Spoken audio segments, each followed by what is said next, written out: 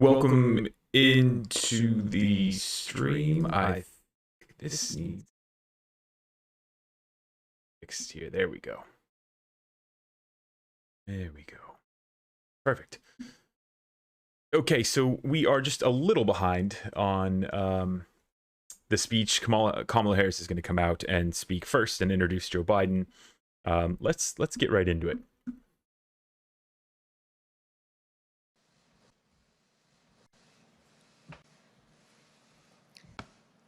Good afternoon.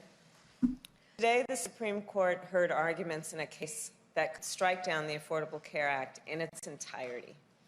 If the Supreme Court agrees with the opponents of the act, their decision could take health care away from 20 million Americans. It could take away protections from more than 100 million people with pre-existing conditions in our country and hurt the millions of Americans who have come to rely on the Affordable Care Act.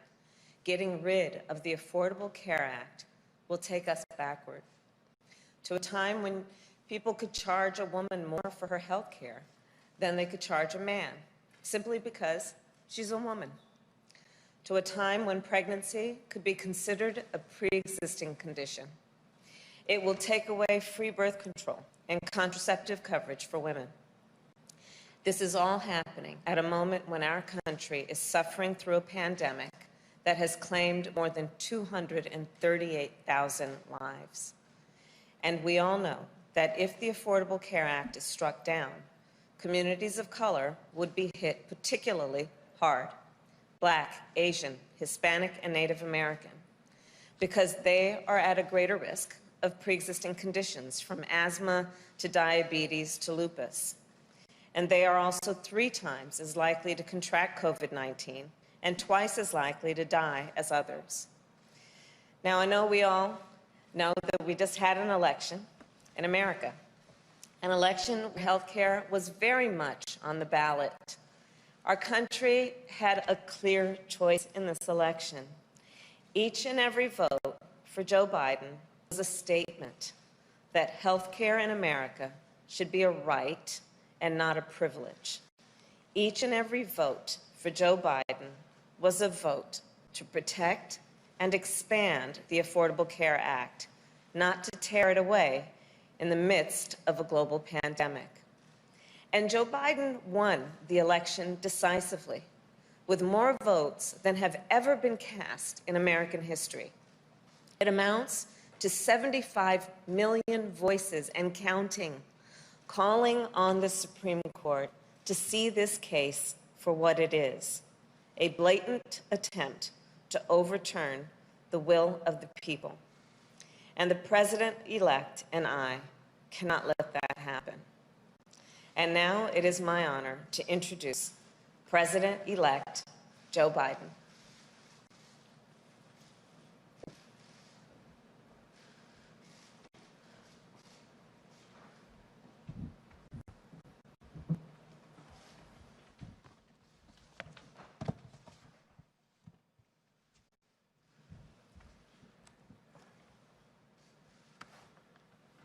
Thank you, Kamala. Good afternoon, everyone. This morning, as was stated, the United States Supreme Court heard oral arguments on the case of grave importance to the American people. This case represents the latest attempt by the far-right ideologues to do what they've been repeatedly failed to do for a long time. In the courts, in the Congress, in the court of public opinion, over the last decade, to eliminate the entirety of the Affordable Care Act. Twice already, the Supreme Court has upheld the landmark law, in 2012 and again in 2015. And the Congress, expressing the popular will of the American people on a bipartisan basis, has rejected numerous attempts, numerous efforts by President Trump to erase the law as well. Now, in the middle of a deadly pandemic that has infected more than 10 million Americans, nearly 1 in every 32 Americans, often with devastating consequences to their health. These ideologues are once again trying to strip health coverage away from the American people. The goal of the outgoing administration is clear from the brief they filed in the Supreme Court. It asserts, and I quote, the entire ACA thus must fall, end of quote. Now, I'm not naive about the fact that health care is an issue that has divided Americans in the past. But the truth is, the American people are more united on this issue today than they are divided. Recently, as last month, a leading survey found that American people want to keep the Affordable Care Act in place by an overwhelming margin of 58% to 36%. 79% of the American people, including 9 out of 10 Democrats, 8 out of 10 independents, and 2/3 of Republicans, want to keep the ACA protections for people with pre-existing conditions, which would be eliminated if this lawsuit were to succeed. This doesn't need to be a partisan issue. It's a human issue. It affects every single American family.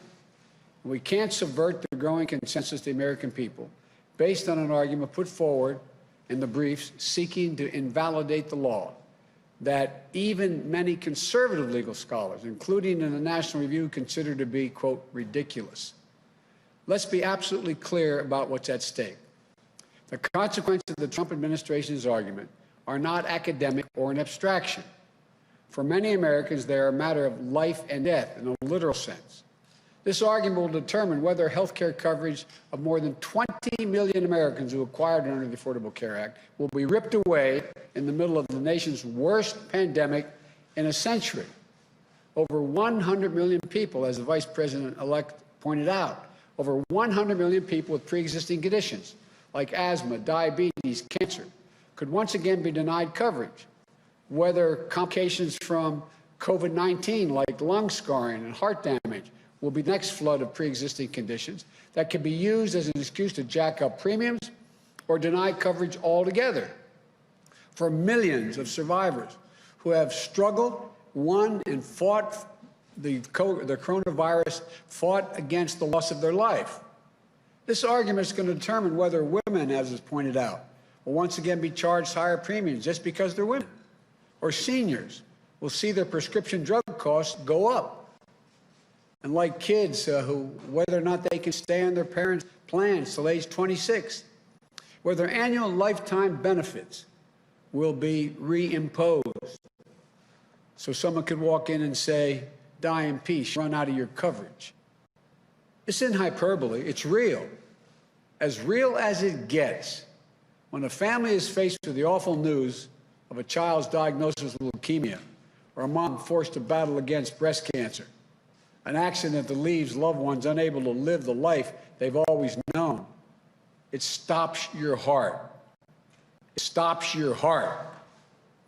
It wrenches your entire world right off its axis when that happens.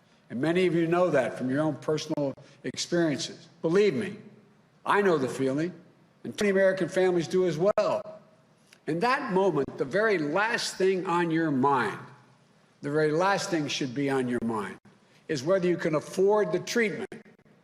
Affordable Care Act was created to put a stop to that inhumanity. It was created to ensure that families thrust into their worst nightmare of their lives could focus not on money, but on the fight that really matters. Obamacare is a law that every American should be proud of. It's why people with pre-existing conditions are protected in this country. It's a law that delivered vital coverage, as I said before, for 20 million Americans who did not have coverage. It's a law that reduced prescription drug price costs for nearly 12 million seniors. It's a law that saved lives and spared countless families from financial ruin. So this effort to bypass the will of the American people, the verdict of the courts in the past, the judgments of Congress, in my view, is simply cruel and needlessly divisive. Regardless of the outcome of this case, I promise you this: beginning on January 20th, the Vice President-elect Harris and I, we're going to do everything in our power to ease the burden of health care on you and your families. I promise you that. As I said, I will protect your health care like as with my own family. And we've been, unfortunately, significant consumers of health care. That starts by building on the Affordable Care Act, with the dramatic expansion of health care coverage and bold steps to lower health care costs. My transition team will soon be starting its work to flesh out the details so that we can hit the ground running. Tackling cost, increasing access, lowering the price of prescription drugs. Families are reeling right now, particularly the reporters in this room and others listening. You've interviewed a lot of these people around the country as you've gone all over the world, all over the country. Enduring illnesses, faced with risky choices, losing their employer plans in droves. Already 10 million have already lost their employer plans. They need a lifeline, and they need it now. They should have to hold their breath. They shouldn't be in that position, waiting to see if the Supreme Court is going to wrench away the peace of mind they've come to now rely on. So we're going to get right to work, I promise you, addressing the issues that families are talking about around their kitchen tables this morning, making sure that they can get in bed tonight with the peace of mind that they deserve, and fulfilling a moral obligation to ensure that here in America, healthcare is a right for all, not a privilege for a few. So come January, we're going to work quickly with the Congress to dramatically ramp up healthcare protections, get Americans universal coverage, lower healthcare costs as soon as humanly possible. That's the promise I make to you. We're going to fight for your family's health coverage the same way we fight for our own family's health coverage. We want every single American to know, if you're sick, if you're struggling, if you're worried about how you're going to get through the day, we will not abandon you. That is a promise. We'll not leave you to face these challenges alone. We're going to get through this. We're going to get through it together. And we're going to build a healthcare system that puts you and your families first, and that every American can be proud of. I want to thank you all for listening. May God bless you. May God keep you safe in this COVID environment, and may God protect our troops. Now I'm told that we're going to have, we're going to take 5 questions or thereabout. Okay. Thank you, Mr. President. During the campaign, you said you were not naive about how difficult it would be to unite the country. It's now 3 days after you were projected as the president-elect. The president himself says he has won this election. His own administration has not moved forward to give you access to what you need to do to begin the work of your transition. Just a few minutes ago, the Secretary of State, when asked if he would cooperate with a smooth transition, he said there will be a smooth transition to a second Trump administration. I wonder if you have a message for the president who may well be watching right now, and how do you expect to be able to work with Republicans when so many have thus far refused to even acknowledge your victory? Well, first of all, we are already beginning the transition. We're well underway. And the ability for the administration in any way by failure to recognize our win does not change the dynamic at all what we're able to do. We've announced yesterday, as you know, the health group that we put together today. We're going to be moving along in a consistent manner, putting together our administration, the White House, and reviewing who we're going to pick for the cabinet positions. And nothing's going to stop that. And so I'm confident that the fact that they're not willing to acknowledge we won at this point is not of much consequence in our planning and what we're able to do between now and January 20th. Give response to Secretary Pompeo, and I also wonder, you warned during the campaign that as the walls closed in on the president, he would behave more erratically. Yesterday, he fired his defense secretary on Twitter. Are you worried that he's disabling the government? And what are you saying to the world leaders who are calling you at this point about the situation here? First of all, I'm letting them know that America's back. We're going to be back in the game. It's not American alone. Number one, I've had the opportunity to speak with now 6 world leaders. And the response has been very fulsome, energetic, and they're all looking forward to being able to, from Great Britain to France, to Germany, to Canada, et cetera, and Ireland. So I feel good about the ability to. I said when we announced that the next president is going to inherit a divided country and a world in disarray. The reception and welcome we've gotten around the world from our allies and our friends has been real. I'm having a number of other calls to return, and so I feel confident that we're going to be able to put America back in the place of respect that it had before.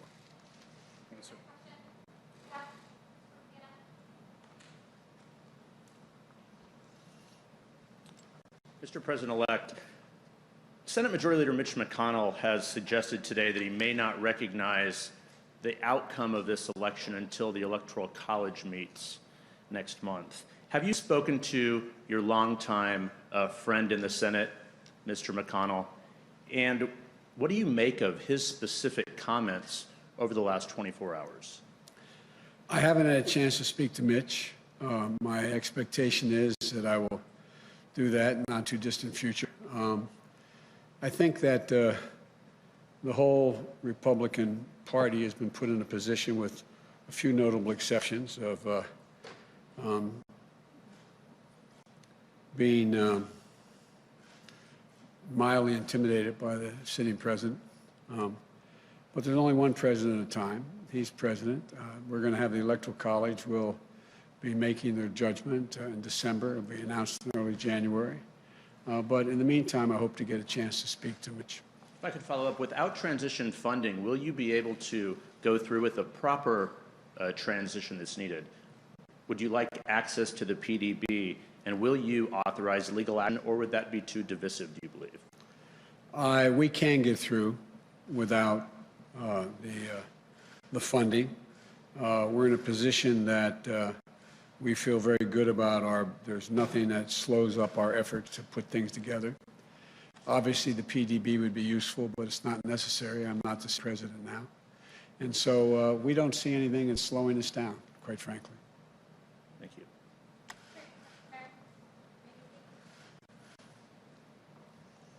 Thank you, Mr. President-elect, and congratulations to you both.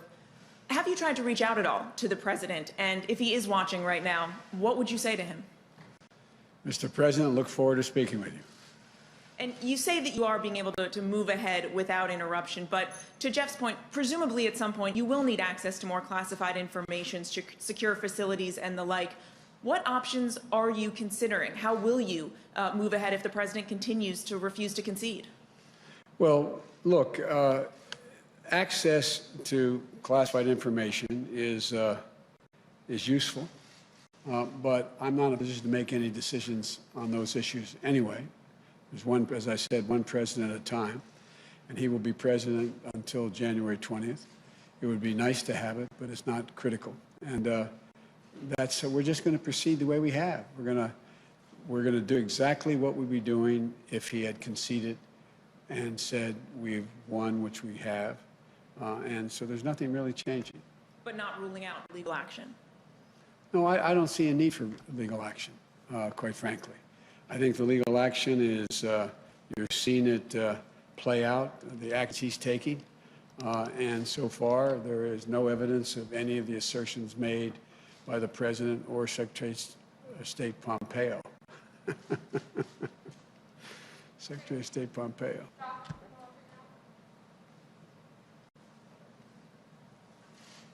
Thank you, Mr. President-elect. Democrats are on track to lose a handful of seats in the House of Representatives. That could make it harder to pass legislation with just Democratic votes. And I'm just curious, how does that impact your plans for what priorities you think you can get through this Congress, especially if the Senate remains in GOP control? And during the lame duck, will you be coordinating with Speaker Pelosi on how she should be negotiating with Republicans? Well, I've spoken to the leader, and I've spoken to the minority leader in the House. And one of the urgent things that need to be done is people need relief right now. Right now. Small businesses, people who are about to be evicted from their homes because they can't pay their mortgage, unemployment insurance. You know, what's going to happen is you're going to see what people don't realize is the failure to provide state and local assistance. You're going to see police officers, firefighters, first responders laid off. And I think the pressure is going to build. But The fact is that I would hope that the president at least has the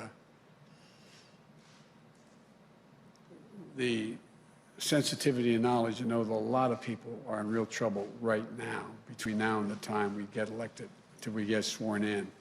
And so it's my hope and expectation. I'm sure that the majority, the Speaker of the House, as well as the Minority Leader, are working right now into the priorities they have laid out. But do you plan to be active in those negotiations, working with Speaker Pelosi to represent Democrats in the table? Well, we've been talking, and they know my views, and I support what they're doing. And then my second question was about the Senate.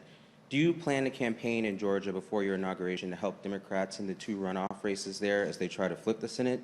And how important is a Democratic-held Senate to your agenda? Well, obviously, it'd be much better if we had a tie in the Senate, which means that this vice president become incredibly important beyond what she already is. But we're going to do anything we can that they think we can do to help.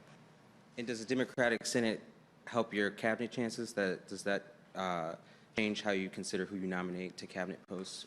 No, I don't think so. I take McConnell at his word. I understand he said that he will make it clear who he's prepared to support and not support, and that's a negotiation that I'm sure we'll have. Look, one of the things that I would do as president-elect and when I become president is lay out to the Republicans as well as the Democrats who we intend to name for each cabinet position. I hope we're able to be in a position to let people know at least a couple that we want before Thanksgiving, and we'll just work this out. Look, I am not a pessimist, as you know, and I think there are enough Republicans who have already spoken out, but I think there will be many more, not many more, there'll be a larger number once the election is declared and I'm sworn in, to be able to get things done. I think they understand. For example, I can't imagine there not being a willingness on the part of Republicans. There's going to be significant pressure to deal with health care. Their own constituencies are in that position. So I'm not, I think we can get a lot done. Thank you. And one last question from Meredith Maneuver. Sir, what do you say to the Americans that are anxious over the fact that President Trump has yet to concede and what that might mean for the country? Well, I just think it's an embarrassment, quite frankly. The only thing that, how can I say this tactfully? I think it will not help the president's legacy. I think that I know from my discussions with foreign leaders thus far that they are hopeful that the United States democratic institutions are viewed once again as being strong and enduring. And but I think at the end of the day, you know, it's all going to come to fruition on January 20th. And between now and then, my hope and expectation is that the American people do understand that there has been a transition. Even among Republicans who are people who voted for the president. I understand the sense of loss, I get that. But I think the majority of the people who voted for the president, a lot voted for him, a significantly smaller number, but a lot voted for him.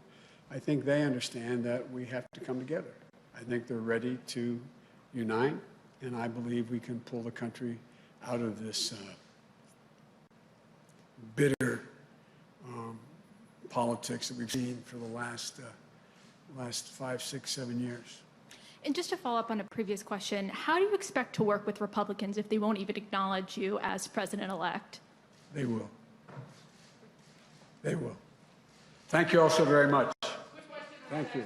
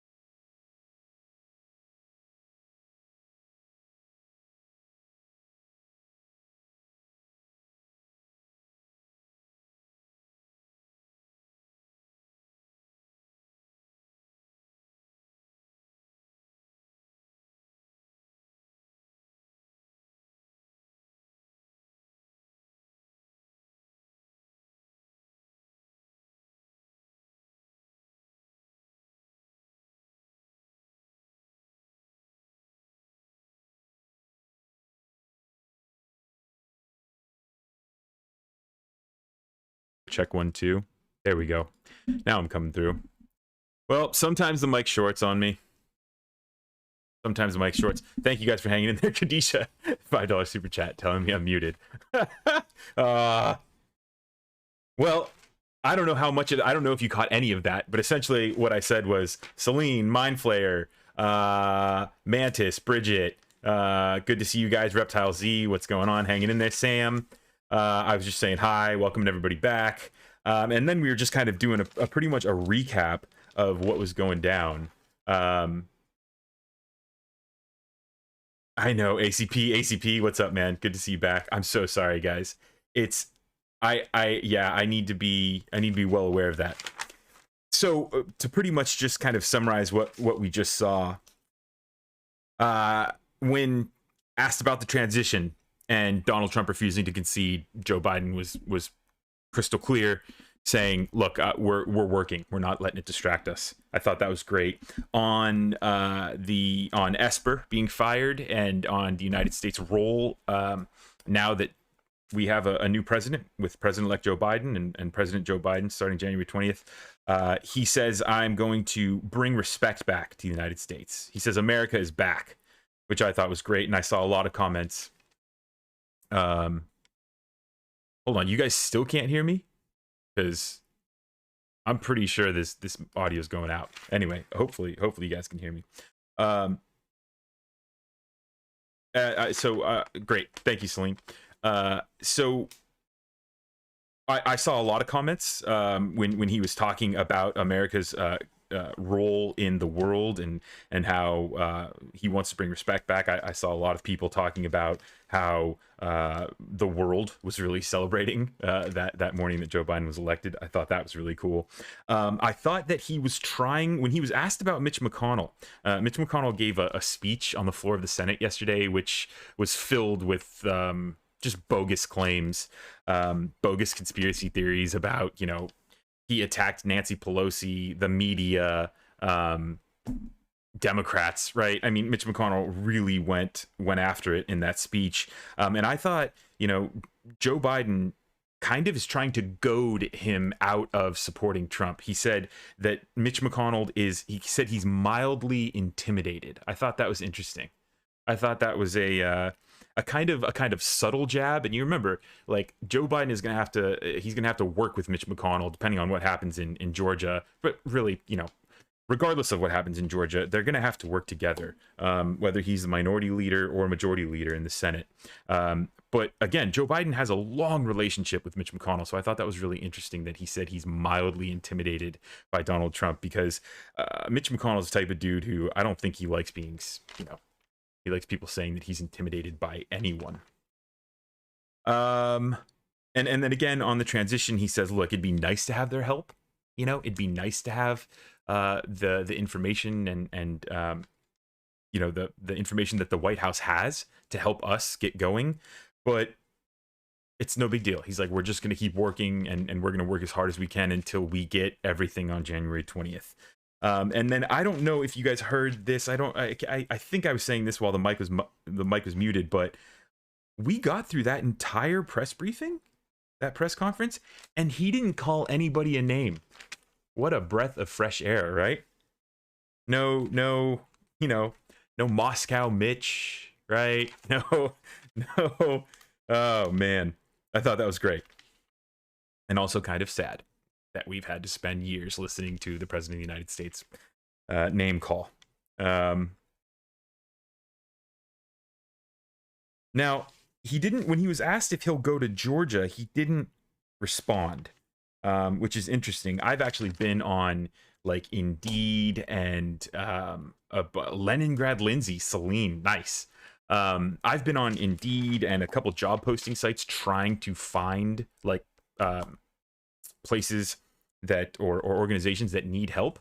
So if you guys know of any, like let me know, because that is something that I definitely want to do. I want to move down to Georgia for a couple months and help them push through in January, because that's really what this is all about. I mean, we do need that Senate in order for, like, again, this Affordable Care Act. Like, I don't want to have to keep dealing with this. And then back on that, and when I say dealing with this, like dealing with Republicans, assault on it. look, I saw Mind Flayer. I saw one of his comments saying Joe Biden, the Affordable Care Act didn't go far enough. I completely agree, but I do want to note, Mind Flayer, that Kamala did come out and she talked about the how minorities are affected, and then she talked about the votes, talked about the election, and said that it was a clear vote to expand and protect the Affordable Care Act. So I thought that was important to note, that it seems like Joe Biden is going to be the one who, and again, maybe in these 4 years, maybe we don't get an expansion of the Affordable Care Act, unless we see some extraordinary events take place between here and 2022, where we can get a clear Senate majority, a clear House majority, and then we can start to expand. But it looks like Joe Biden's presidency is going to be simply like holding off the Senate Republicans' attack on the Affordable Care Act. And then I thought, to close with, well, before we move on to the Affordable Care Act, or before we move on with the closing, I did want to note NPR, and I'll link this. I'll link this article. Actually, I think I can link it in the comments right now, and I have it up here. NPR threw out a couple quotes from this morning's oral arguments, and this is what I'm going to be talking about. If you guys want to read that at any point today, essentially they used Chief Justice Roberts and Kavanaugh's quotes to assure people that it looks like the Affordable Care Act is going to remain safe from the latest attack. Roberts said, quote, "I think it's hard for you to argue that Congress intended the entire act to fall if the mandate were struck down when the same Congress that lowered the penalty to zero did not even try to repeal the rest of the act. I think, frankly, that they wanted the court to do that, but that's not our job." Pretty much saying, like, look, Republicans, you can't just attack this mandate and then come to us and go, well, we got rid of the mandate, you need to get rid of everything else. That's not the court's job, especially like, Roberts, the guy who's like, and Kavanaugh, the guys who are like, we don't legislate from the bench. And Kavanaugh said, quote, "Very straightforward case," unquote. Very, very straightforward case under which the, quote, "proper remedy would be to sever the mandate and leave the rest of the act in place." Pretty straightforward from Kavanaugh. Now, Republicans have continually tried to screw up this basic premise of this law, right? This individual mandate. And it's the individual mandate is the idea that we're all in this together, right? That healthy people, young healthy people, just healthy people in general, we buy into a heavily subsidized healthcare system, and that in turn covers the costs for people who get sick, or for us when we get sick. It's the idea that we're all in this together, and Republicans have really tried to destroy that, which, look, it goes back to Mind Flayer, what he was saying, what I was saying earlier about expanding the Affordable Care Act. Essentially, we need that public option, right? Because Americans should not, the pursuit of happiness is being so impacted by the thought of getting sick or getting sick or going bankrupt. I mean, the idea that we don't have, as the richest country in the history of the world, that we don't have a system that provides everyone basic health care is absurd. It's absurd. And so that's where it's our responsibility to fight for politics, because that's on the line, right? Our health is on the line. And so remember, when Georgia, if you're in Georgia and you're voting in this runoff, your health is on the line. Our healthcare is on the line. So, and in every election, it seems like that's going to be the case. So it's important that we move and we stay mobilized, we stay vigilant, because these guys they're willing to do anything they can to hold power, including take away 24 million people, the healthcare of 24 million people, as cases are soaring of COVID-19. It's absurd. And then one thing I wanted to ask you guys about was, what did you think about Kamala being brought out to introduce Joe Biden? do you think that's going to be a trend? Do you think these two are pretty much going to be like president and vice president, like hand in hand? Because I really kind of think that like Kamala was like, she's presidential material. And I think Joe Biden knows this. I think she's going to be our next president. But it's also kind of like, why not? Why not have both of them come out? Why not have the woman who represents like minorities and females in this world, and the Joe Biden who represents, you know, the old crotchety Republicans and moderate Democrats? Like, I think it's a pretty cool representation of leadership in our country. So yeah, guys, that's pretty much for me. That's pretty much it for me. I hope you guys are having a great day, and I hope your hangovers from partying too much after the Joe Biden victory is I hope they're kind of, you know, fading away. I think I'm going to try to talk, you know, bring up the videos that I want to make from here on out. You know, I've always been, the past 4 years has been really hard because I've always been like focused on, you know, this Donald Trump. And you know, I made videos. I was making a video yesterday about how Donald Trump Jr. is throwing out these conspiracy theories that Pfizer, they withheld the announcement about their vaccine until after the election because they were trying to hurt his dad. And it's just the world revolves around them. And I think like that I'm helping them somehow by like talking about them. But I don't know. I mean, I don't know. So I like, you know, slapping around the right when they step out of line, which is every hour. But we'll see. I kind of want to like move, I want to move this channel and move all of us in like a better, you know, more progressive way. So let's look ahead, right? Let's look ahead. Let's reflect and remember the past 4 years, but let's move forward. Let's get this movement going. So thank you guys for what happened there. Thank you guys. Leanne Brown says Kamala Harris. I'll run through some comments real quick before I log off and start working a little more. Kamala Harris is not the representative for the minority and female perspective. Not an awesome or accurate statement. Well, Leanne, I mean, remember, I just come out and just listen to what she said. Yeah, what was that? I mean, listen to what she said. She was speaking for minorities and talking about how COVID has impacted them and how the healthcare impacts them. So, but I'm that's interesting. That's an interesting perspective. That I'm just wrong. Let's see. America's healthcare system. And Dawn, hi, welcome back, Dawn. America's healthcare system is something as a UK citizen I can't understand. Remember, America, the UK have had the NHS since 1952. Cost is covered through our taxes and everyone has access. Dawn, like, yeah, absolutely. That's what we need. I mean, clearly. That's clearly what we need. And that's the direction we're moving in. It's the direction we're moving in. I mean, we just have this, the way our electoral process is set up, we have to drag 69 million Americans along with us in our march to progress. And so that march is long, unfortunately. I mean, 69 million of us, you know, voted for Donald Trump after the 4 years that he displayed. So, all right, so I'm looking for healthcare comments. Mind Flayer, it's clear they have an agenda against poor people getting the healthcare they can't afford regardless of their circumstances that made them destitute.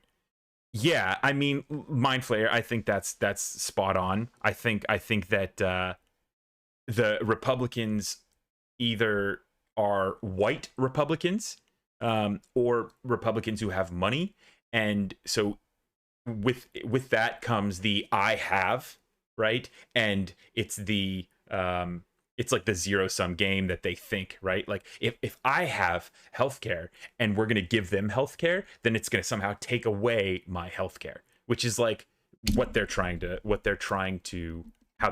paint this, which is just bogus, right? It's the Donald Trump thinking in life. It's the I win, you lose, which again, and this goes back to what I said about that individual mandate. It's the idea that like we all need to buy into a system because we're all in this together, right? So yeah, yeah, we do have some trolls.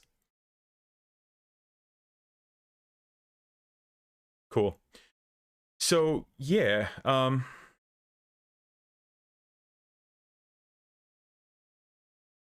sure, no problem, man. I got you. I got you. Sweet. So yeah, it looks like we got some trolls in here. Mind flare. Yeah. Yeah, good questions. Good questions. All right, guys. Well, thank you for tuning in, and thank you for liking the video and subscribing if you haven't yet. If you're a brand new subscriber, I'm going to be pretty much covering these live streams as this administration, as the president-elect, you know, over the next couple months, as this turns into President Joe Biden. So I don't know. There was a rumor that Donald Trump was going to be giving a press conference today. I don't know, guys. You know, a lot of people have been talking about how it's awesome that the media is just basically turning him off, and I think that's kind of the right way to go about doing it. But at the same time, you gotta use light to disinfect the virus that is Donald Trump. So I'm gonna leave it on that. Thank you so much Thank you so much for watching. You can subscribe if you haven't. You can become a member for a couple bucks a month. Goes, you know, helps me make videos. You can follow me on Twitter. You can throw some comments down if you haven't had your voice heard yet. We got comments on the screen so that you guys are part of this. And I will see you guys in the next live stream or in the next video. Thank you so much. My name is Brennan Plank. Bye, everybody.